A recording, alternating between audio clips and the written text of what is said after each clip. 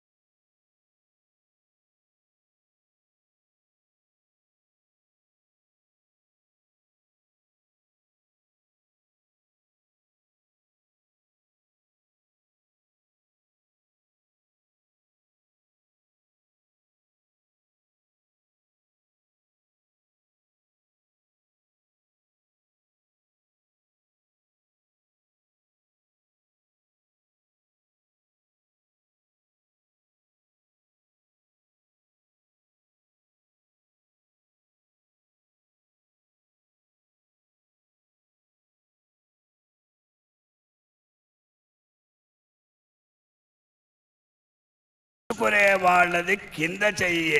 అందువల్ల సీతమ్మను పుచ్చుకున్నాడు రాముడు. జనక మహారాజు సీతమ్మను ఇచ్చాడు కదా, ఇంతకన్నా ఏం కావాలి చెప్పండి చూద్దాం మీరు. స్వామి, జనక మహారాజు ఎంతో గొప్పవాడని విన్నాం. మీ నోటి వెంట ఆయన ఇంకెంత గొప్పవాడో కూడా ఈరోజు బయటపడిపోయింది. ఆ విషయం ఏమిటంటే, మామూలుగా నామకరణం చెయ్యాలంటే బంధు బాంధవులందరినీ పిలిచి అట్టహాసంగా చేస్తారు. సీతమ్మ వారికి నామకరణం ఖర్చు కూడా లేకుండా వెంటనే పేరు పెట్టి కానిచ్చారన్నమాట. ఇక శివధనుర్భంగం అన్నారు. ఇది చాలా చాలా చాలా చాలా మోసం స్వామి. మా శివయ్య, మా రామయ్య శివధనుస్సును ఎత్తాడు అనేది నిజం. శివధనుస్సు విరిగింది అనడం కూడా నిజం. రాముడు శివధనుస్సును విరిచాడు అనడం మాత్రం అబద్ధం. ఎప్పుడో మీ వంశం వారికి దేవతలు దేవరాతుడికి ఇచ్చిన ధనుస్సు ఎంతో కాలం అయిపోయింది, ఎవరూ ఎత్తలేకపోయారు. అటువంటి మహత్తరమైనటువంటి ధనుస్సును ఎత్తడానికి ముందర ఉంచారు స్వయంవరం అనే పేరుతో. ఎవరూ ఎత్తలేకపోయారు. మా శ్రీరామచంద్రమూర్తి దానిని ఎక్కుపెట్టాడు. అల్లికత్రాడు కట్టాలని మీరు ఆదేశించారు. ఆ సందర్భంలో అది ఫెళ్ళుమని విరిగిపోయింది. దాంట్లో మా రామచంద్రమూర్తి దోషం, తప్పు ఇసుమంతా కూడా లేదు. ఇంకొక్క మాట చెప్తాను, మీరు ఏమీ అనుకోకపోతే. జనక మహారాజు చాలా తెలివిగలవాడే. ఎందుకంటే వరాన్వేషణ చాలా కష్టమైనది. ఎవరూ చేయలేనటువంటి పనిని ఒకటి పెడితే చాలా ఉత్తమమని అనుకున్నట్టు ఉన్నాడు. అది కాక ఎవరైనా స్వామి స్వయంవరము అంటే రకరకాల పోటీలు పెడతారు, యుద్ధం చేయమండి అంటారు, అస్త్రశస్త్రాలను ప్రయోగించండి అని క్షత్రులకు చెప్తారు. ఈ వెయిట్ లిఫ్టింగ్ ఏమిటి స్వామి? ఇది ఎక్కడా లోకంలో వినలేదు, కనలేదు. ఆ జనక మహారాజుకి ఒక్కసారి జై జై చెప్పవలసిందే. ఆయన నేర్పును, ఓర్పును, కూర్పును మనం మెచ్చుకోవలసిందే. స్వామి, మేము మెచ్చుకున్నాం. అయ్యా, జనక మహారాజుని ఇంత అవమానపరుస్తున్నారే, ఈ కాలంలో ఉన్నటువంటి తల్లిదండ్రులు తెలుసుకోవాలి, పొదుపుగా వివాహం చేయాలి, ఆడంబరానికి వెళ్ళకూడదు. ఈ వివాహం అనేది ఒక పవిత్రమైనటువంటి సంస్కారం, వైదిక సంస్కారం. ఆ వైదిక సంస్కారాన్ని అక్కడ జరిపించాడు. ఆయన్ని పోయి మీరు పిసినారి అంటారే, మీ నోరు ఎట్లందే అలా ఒప్పుకున్నది? ఇది తప్పండి, ఇలాగే చెయ్యాలి. రెండోది, ఒక ఆ శివధనుస్సుని ఎక్కుపెట్టమన్నారు. ఆ సమయంలో ఇది చాలా పాతదే, పెద్దవాళ్ళు ఇచ్చినటువంటిదే, కానీ అప్పటికి కూడా జాగ్రత్తగా దాన్ని ఆయన ఎక్కుపెట్టి ఉంటే బాగుంటుంది.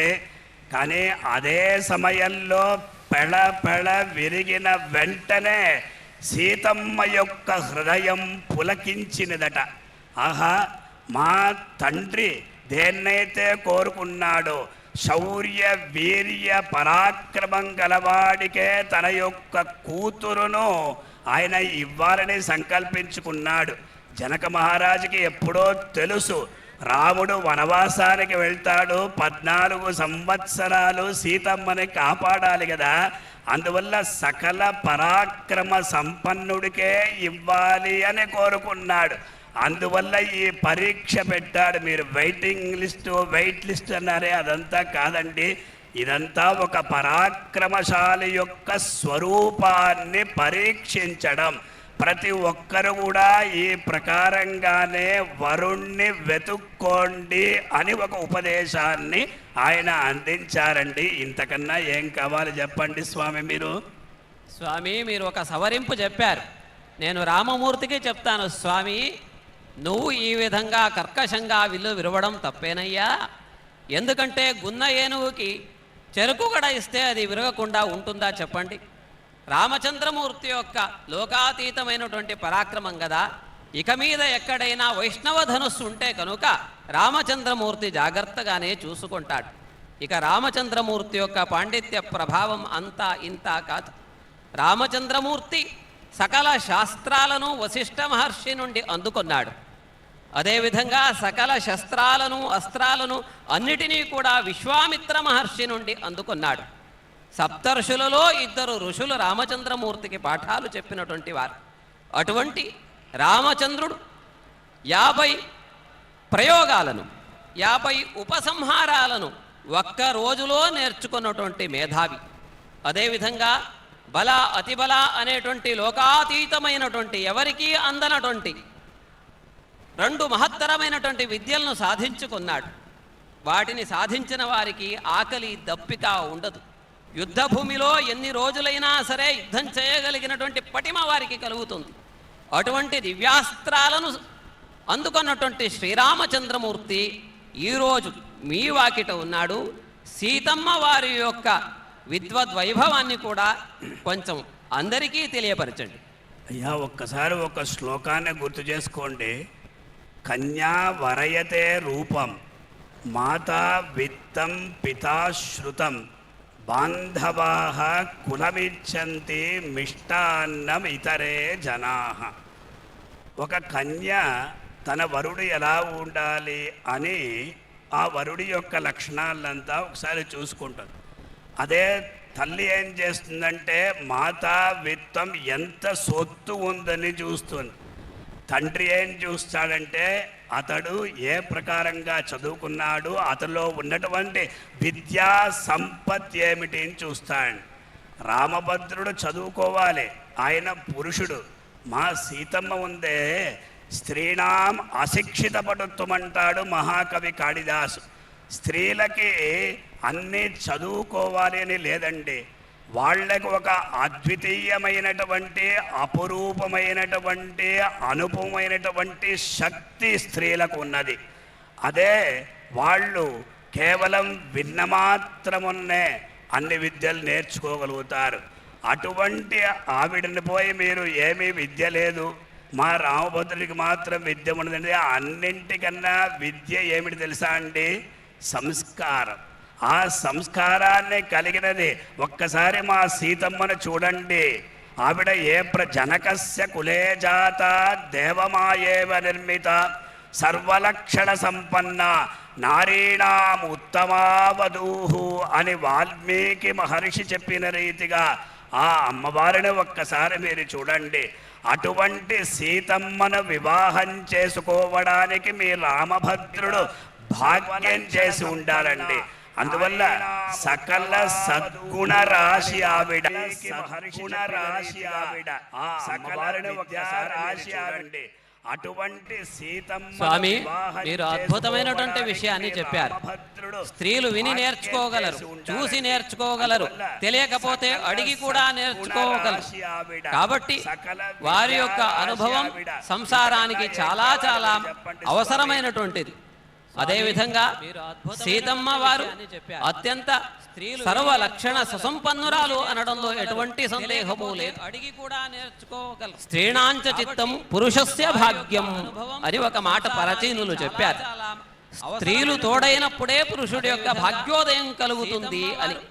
అత్యంత సీతమ్మ మా శ్రీరామచంద్రమూర్తిని చేపట్టడంతో రామచంద్ర చిత్తం పురుషమూర్తి యొక్క ఖ్యాతిని పొందాలి అనే మాది కూడా స్త్రీలు తోడైనప్పుడే పురుషుడు. అదేవిధంగా కన్యావరేతే రూపం అన్నారు కదా. రామచంద్రమూర్తి గురించి ఒక్క రెండు ఆ రామచంద్రమూర్తి యొక్క దివ్య మంగళ సౌందర్య రూపాన్ని తెలియకపరచకపోతే అది అన్యాయమవుతుంది. సాముద్రిక శాస్త్రంలో సమగ్రమైనటువంటి అద్భుతమైనటువంటి సాముద్రిక లక్షణాలను చెప్పినటువంటి సందర్భంలో చతుర్దశ సమద్వంద్వ అన్నారు. లోకంలో ఎవరూ కూడా సమానమైనటువంటి అవయవాలు కలిగిన వారు లేరు. కానీ మన రామచంద్రమూర్తి సాముద్రిక శాస్త్రంలో ఏ విధంగా చెప్పారో అన్ని లక్షణాలు కలిగినటువంటి పురుషోత్తముడు. కాబట్టి మా శ్రీరామచంద్రమూర్తికి తగినవాడనేదే మా అభిప్రాయం కూడా. బోలో శ్రీరామచంద్రమూర్తికి కలిగినటువంటి పురుషోత్తముడు. కాబట్టి మా శ్రీరామచంద్రమూర్తి సీతమ్మ వారికి, సీతమ్మ వారు శ్రీరామచంద్రమూర్తికి తగినవాడనేదే మా అభిప్రాయం కూడా. బోలో శ్రీరామచంద్రమూర్తికి, సీతామాయికి. అద్భుతమైనటువంటి ఈ ఎదుర్కోలు మహోత్సవంలో